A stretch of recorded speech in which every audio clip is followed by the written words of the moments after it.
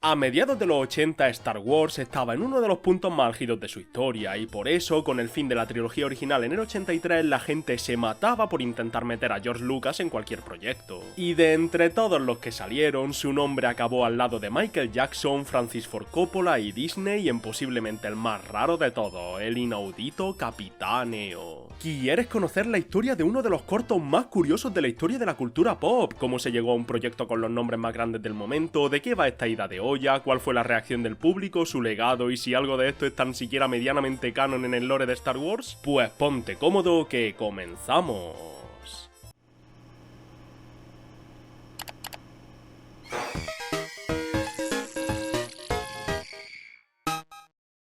Me han concedido el código de creador del Fortnite. Si lo usas antes de comprar cualquier cosilla me haría muchísima ilusión. Muchas gracias. Para intentar darle un poco de contexto a nuestra loca historia, podemos empezar por muchísimos lados, pero por escoger uno nos iremos momentáneamente a 1983, cuando tras 6 años de espera, la franquicia de ciencia ficción más popular del momento daba por terminada su carrera en los cines. El estreno del Retorno del Jedi fue un evento absoluto. Sí que es verdad que en su momento la gente y la crítica la vio inferior al Imperio Contraataca, pero su éxito es innegable. Fue la película más taquillera del año y afectó de manera muy positiva al mundillo friki de la época, que estaba bastante en pañales. El fenómeno fan de Star Wars es uno de los más grandes del planeta Tierra, y creo que no hace falta que me explique. Convenciones, figuras, disfraces, todo esto ya existía en la época, y todo eso para las empresas equivalía a una sola cosa: dinero. Y si hay una empresa que quiere dinero por encima de todo, esa es Disney. Pasamos a 1984, año en el que entra en la ecuación Michael Eisner, el que fue CEO de la compañía Walt Disney hasta el 2005, pero que en esta época llevaba apenas meses ejerciendo el cargo y que tenía una misión clara: devolver a Disney a su época de gloria. Los finales de los 70 y principios de los 80 no trataron muy bien a la empresa del ratón, que venía de fiascos como el agujero negro o Tron, pero que además de sus chascos en pantalla se encontraba con unos parques de atracciones que no tenían ni una décima parte de la popularidad que antaño.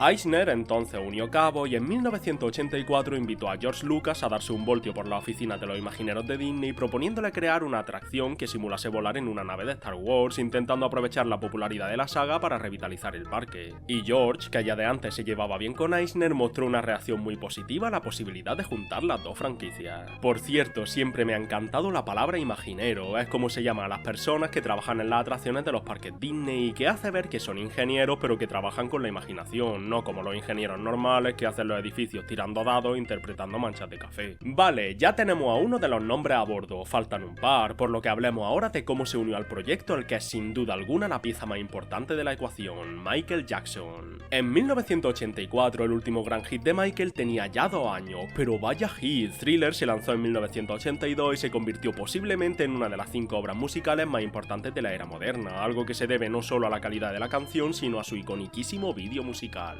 Con un presupuesto de $500,000 y durando prácticamente un cuarto de hora, mucho más que la canción en sí, este videoclip marcó un antes y un después en cómo se hacían estas cosas. Todos lo hemos visto, todos lo han parodiado, ganó Grammy, se convirtió en el vídeo musical más vendido de la historia, y por encima de todo, Michael Jackson vio que esto de hacer pequeñas películas donde actuaba y cantaba le gustaba mucho más de lo que originalmente planeaba. Esto del cine no era nuevo para el músico, ya que en 1978 ya había sido el espantapájaro en la película The Wiz o El Mago, y personalmente le había salido muy bien, pero eso no se comparaba a poder ser el protagonista en una historia escrita específicamente para él, como pasaba con sus videoclips. Tras este nuevo gusto adquirido, Jackson planeaba seguir haciendo cosas parecidas, y en este pico de interés entró Disney, que le ofreció aparecer en una atracción de Disneyland y que si quería protagonizar una película sí o sí tenía que hacerla con ellos. Michael Jackson era no solo la persona del momento, sino un absoluto fanático de Disney, tanto de la empresa como de Walt, y según el propio Eisner sabía más que nadie en la tierra sobre todo lo que rodeaba la marca. Además de eso, adoraba los parques, se había montado en todas las atracciones decenas de veces y solía visitarlos a menudo o bien disfrazado o bien por la noche cuando los mantenían abiertos solo para él. Entonces, la idea de protagonizar una atracción fue un sí rotundo de parte del artista, que solo puso un requisito para entrar al proyecto. Para asegurarse de que esto le gustase y tuviese algo de calidad, requería que en la producción estuviesen o George Lucas o Steven Spielberg. Spielberg estaba ocupado dirigiendo El color púrpura, pero George Lucas estaba no solo disponible, sino que hacía nada habían hablado para meterlo a él también en un proyecto del parque, parecía hasta hecho a propósito. Por lo que teniendo el sí de ambos, podíamos empezar nuestra loca producción. Veamos cómo un proyecto así, que solo va a hacerse más inverosímil con el tiempo, se pudo hacer realidad. ¡Al lío!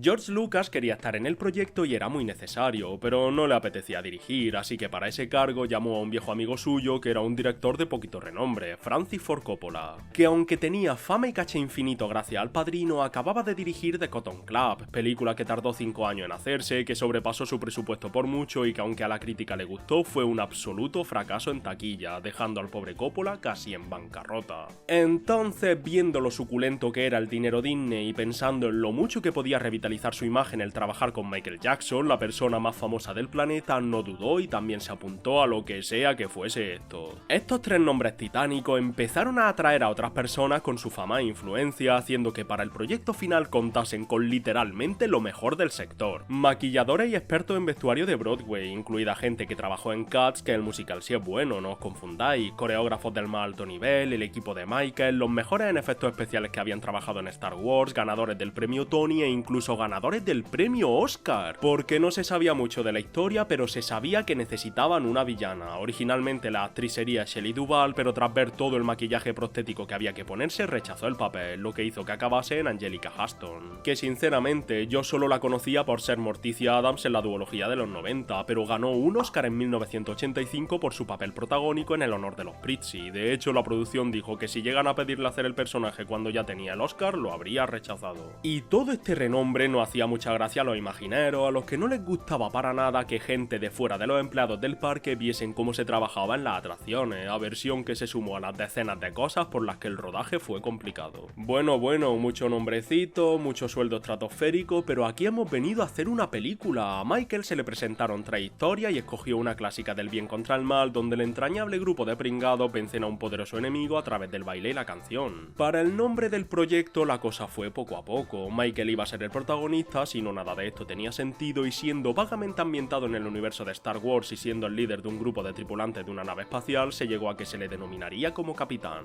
Después, como esto era un triunfo del bien contra el mal en el que los buenos son muy buenos y los malos son muy malos, les llamó la atención la diosa Eos de la mitología griega, que es la personificación de la aurora y hermana de Helios, es decir, el sol, por lo que representaba a la perfección el triunfo de la luz sobre la oscuridad. Se le quitó una S, se juntaron las dos ideas y así, junto al logo más absurdamente ochentero que te puedas echar en cara, se llegó al nombre final, el Capitán Neo, que en español no suena muy épico y cada vez que lo digo mi mente piensa en el EO que dices para llamar la atención de alguien. La preproducción empezó en marzo de 1985 y tendría decenas de bailarines, canciones originales de Michael, acción en 3D y en 4D, es decir que la atracción se movería a la vez que la pantalla, habría humo, láseres y todo eso. La gente estaba emocionadísima, Eisner iba de vez en cuando al set para ver cómo iba su proyecto, él lo llamaba así, y fantaseaba con demostrar que podía revitalizar la marca Disney. Pero los problemas empezaron a acumularse y empezaron a acumularse rápido, siendo el primero y principal que está muy bien tener a todas estas absolutas estrellas en el camerino, pero cuando toca pagar otro gallo canta. El Capitán EO se pasó de presupuesto de manera desproporcionada, la película dura 17 minutos y de los 11 millones que se tenían al principio del proyecto acabó costando 30, prácticamente el triple. El film se convirtió en la película más cara de la historia en relación a su duración, ya que si hacéis cuentas rápidas veréis que nos estamos acercando a casi los 2 millones de dólares por minuto, una absoluta locura. Y sí, los actores, directores y productores tan famosos tuvieron algo que ver en esto, pero el factor principal fueron los animatrónicos, maquetas, marionetas y los más de 150 efectos especiales por minuto, muchísimos más que los que hubo en Star Wars. Todo el talento que había ido en la contratación, los efectos, los trajes y demás había hecho que la historia fuese paupérrima. Prácticamente ni había hilo conductor que pegase las escenas una con la otra, tan desencantados estaban con el proyecto que le escondieron el corto a Eisner todo lo que pudieron porque tenían miedo de su reacción. Que no paren los problemas y las complicaciones, para la mitad del desarrollo Coppola estaba ya trabajando en su siguiente película, Peggy Sue se casó, lo que hacía que esto no fuese para nada su prioridad. Y por su parte, George Lucas no solo lo retrasaba todo con su perfeccionismo, sino que estaba súper ocupado con la película de Howard el Pato y con su propia atracción de Star Wars, los Star Tours, que aunque estaban pensados para mucho más tarde, se estaban quedando colgados. Con respecto a Michael Jackson hubo fallos que nadie se había planteado. Para empezar, no tenía presencia en pantalla, se suponía que era un gran capitán rebelde de nave espacial, pero su voz tan calmada y casi susurrante le hacían parecer un niño inofensivo. Tan mal estaba la cosa que estuvieron a punto de doblarle por encima, pero si millones de personas van a ver una película específicamente por Michael Jackson, abre la boca y habla otro tío, el escándalo sería enorme. Casi tan enorme como el sofoco que sufrieron los editores, que intentaron quitar todos los momentos de la coreografía en los que el artista se agarraba el paquete por no ser apropiados para Disney, pero eran tantos que les fue imposible. Se regrabaron escenas, se reescribieron guiones, tuvieron acceso a Industrial Light and Magic para arreglar los efectos y se hizo lo posible para refinarlo, pero tras un año de desarrollo y tras tanto dinero gastado, estuviese en el estado que estuviese, esto había que sacarlo ya.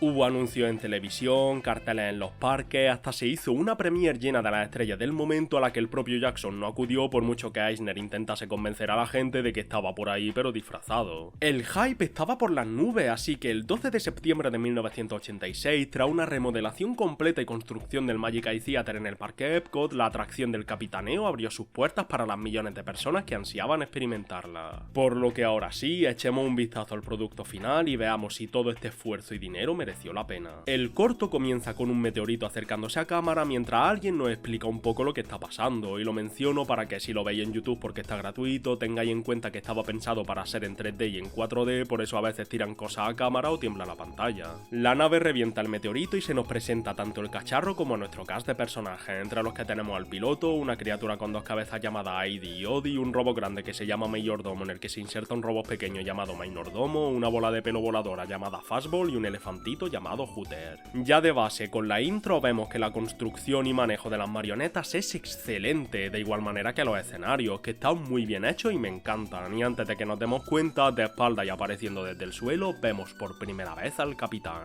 Michael lleva una ropa que me recuerda un poco a una fusión entre la que Luke lleva cuando pilota su X-Wing y la que le vemos en Hot, y en general es un vestuario súper ochentero con guantes, tachuelas, completamente blancos, botas, cinturones y que me encanta. Y efectivamente tenían razón, la voz tan dulce y tranquila de Michael parece casi de broma, no te tomas en serio al personaje ni un minuto, aunque tampoco sé qué querían que hiciera el pobre, para lo único que alza la voz es para regañarle al elefantito, que la verdad se lo merece. Michael, o sea, EO, dice que siempre le han considerado unos perdedores, pero esta vez lo van a hacer bien, y eso que tienen que hacer bien es entregar un regalo a la villana, la líder suprema, y para ello tienen que aterrizar en su planeta, solo que los pillan y entran en combate. Le están dando una paliza, aparece el comandante para echarle peste, el elefante le tira algo que no voy ni a intentar describir, y tras muchas florituras que sirven como excusa perfecta para que la nave dé vuelta y la atracción tiemble, acaban estrellándose en el planeta. El planeta de la líder suprema tiene una estética super cibernética que de nuevo me recuerda a las trincheras por las que Luke se cuela para reventar la Estrella de la Muerte, y cuya dirección artística fue escogida por Michael y para la que llamó a los artistas de Alien, porque como él no pagaba le daba igual. Nada más bajar les detienen, porque de verdad que son unos pringaos, y los llevan ante la mala malísima, que está caracterizada como si fuese una especie de araña colgada de un aparato enorme y lleno de cables, la verdad chulísimo. Les dice que como castigo van a convertir a su tripulación en cubos de basura y al capitán le van a hacer sufrir 100 años de tortura, a lo que EO dice que aceptan su castigo porque han venido aquí sin ser invitados y sin avisar, pero que antes quiere darle un regalo, que no solo verá sino escuchará. Estamos en el minuto 8:40 de 16, es decir, un poco más de la mitad, y a partir de aquí todo lo que vamos a ver es música, un poco lo que te esperas de algo protagonizado por Michael Jackson, o sea que no lo veo mal. Los robots se convierten en instrumentos musicales, el elefante la lía y casi hace que los maten, pero antes de que nos demos cuenta, gracias al poder de la música, EO ha transformado a los guardias de la líder suprema en bailarines y está dándole a tope. Aquí veremos dos canciones nuevas para la época y que durante años fueron exclusivas de esta atracción: We Are Here to Change the World, que más tarde se lanzaría en un recopilatorio en los 2000, y Another Part of Me, que un par de años más tarde formaría parte del disco de Bad. La escenografía está genial, las coreografías son excelentes, las de baile al menos, porque las de combate son un cachondeo, y tras unos minutos de bailoteo termina la primera canción, la magia hace efecto en la mala, la hace aparecer en forma humana y convierte todo el escenario en algo precioso con columnas griegas. Arranca Another Part of Me, con este montaje de los 5 huyendo del planeta, que ahora está en paz y que baila en armonía, aparecen los créditos y damos por finalizada la atracción. Puede que os hayáis quedado muy fríos después de tanto bombo, así que veamos cuál fue la reacción del público. En sus primeros días la atracción fue un bombazo, daba literalmente igual de lo que fuese o que la historia fuese inexistente, los millones de personas querían ver estos nombres juntos y ver lo que inventaban, y para permitirlo el parque estuvo abierto 60 horas ininterrumpidas. Este es el nivel de afluencia al que estábamos enfrentándonos, a los fanáticos del cantante les encantó, encantó y estoy seguro que fueron más de una y más de dos veces única y exclusivamente a escuchar las canciones originales. Durante semanas los parques volvieron a estar rebosando de vida como antaño y cuando se les preguntaba, más del 75% de los asistentes confirmaban que habían venido única y exclusivamente para ver la atracción de Michael. Aunque la crítica, que no le debía nada a nadie ni se contentaba con una excusa para visitar el lugar más mágico del mundo, no fue tan permisiva. Acusó al corto de ser un conejo de chocolate de Pascua, con un exterior llamativo pero hueco, sin sustancia y sin gracia. Se dijo que claro que no había que esperarse que un corto de una atracción de Disneyland tuviese la narrativa de lo que el viento se llevó, pero que por el dinero que había costado y los nombres que incluía tenían que intentar alcanzar un mínimo al que no llegaban ni de lejos. Y tras tanto análisis se llegó al resumen que en mi opinión encapsula muy bien lo que es esto, que nos encontramos ante el videoclip musical más elaborado de la historia, pero que fuera de eso no tenía mucho más que ofrecer. De igual manera que la gran mayoría de atracciones de los parques, esta tenía tienda propia, con una barbaridad de merchandising super chulo del corto en forma de camisetas, gorras, relojes, chapas, gafas, pines, vamos, todo lo que pudiese ser estampado, hasta hicieron un cómic en 3D. Supongo que había tanto porque los fans del artista estaban acostumbrados a comprar merchandising en los conciertos y no hay nada más comercializable que Michael Jackson. El dinero de las ventas intentaría recuperar el dinero gastado, aunque estoy seguro que no consiguió ablandar el golpe para nada. A lo largo de los 80 y los 90, la atracción se fue moviendo y apareciendo fuera de Estados Unidos, como en Disneyland Tokio en el 88 y Disneyland Paris en el 92, pero fue víctima de lo mismo que todo lo relacionado con Michael Jackson a principios de los 90. Esta atracción era 100% suya y por lo tanto, siendo Michael un personaje tan controversial, cuanto más popular fuese más gente iría y al contrario. Y los que sepan un poco del tema sabrán que los 90 no fueron bien para el cantante, que se vio envuelto en su primera acusación de abuso sexual infantil en 1993.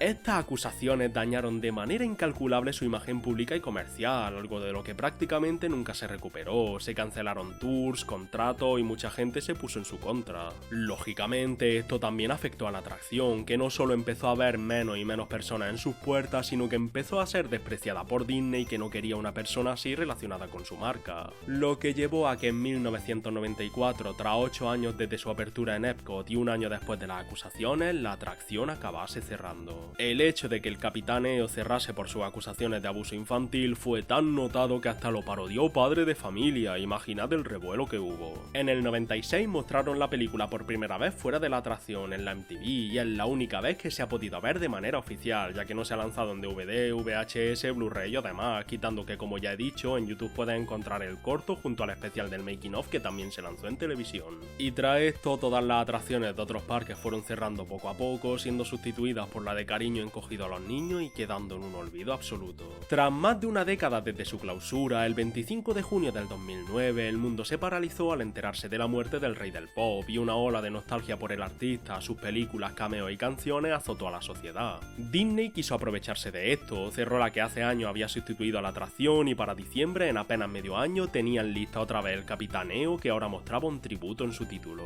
Exactamente igual que en su lanzamiento original, la atracción fue volviendo a París, a Tokio y a otros parques con el tiempo para abandonar de manera escalonada todos y cada uno de ellos, siendo el último de todos el original, que cerró sus puertas por última vez en 2015. Pero aún falta un pequeño detalle que es más una anécdota, lo he mencionado al principio. ¿Cómo que canon en Star Wars? Si literalmente, excepto que George Lucas está involucrado, esto no tiene absolutamente nada que ver con la franquicia. Pues sí y no, porque es verdad que no vas a encontrar al capitán en ningún juego, novela o cosa de Legends, y hasta el año pasado esto era así, y la única conexión de este corto con la galaxia muy lejana es que había naves y alienígenas. Hasta que el 2 de diciembre del año pasado se lanzó en Disney Plus una de las 17 series mensuales de Star Wars que tenemos desde que Mickey Mouse compró la franquicia, Star Wars Skeleton Crew, tripulación perdida en castellano, que en su segundo episodio muestra esto. Sí, ahí lo tiene, a la bolita de pelo voladora que acompaña al capitán en el corto, y sabemos que oficialmente es él porque tiene una carta coleccionable con su imagen y con su nombre. Por algún motivo, casi 40 años después del Capitán EO han decidido hacer canon a su compañero, con su mismo aspecto y nombre. ¿Hace esto que todo el corto sea canon o no lo vaya a ser en algún momento? Absolutamente para nada, pero es muy curioso que se haya dado algo así. Y con esto creo que hemos analizado todo lo que había que analizar sobre una de las piezas más raras y curiosas de la historia tanto de Michael Jackson como de George Lucas, Francis Ford Coppola y Disney, y a la que sí tengo que añadir algo es que es el producto de su época, más de su época que he visto en tiempo.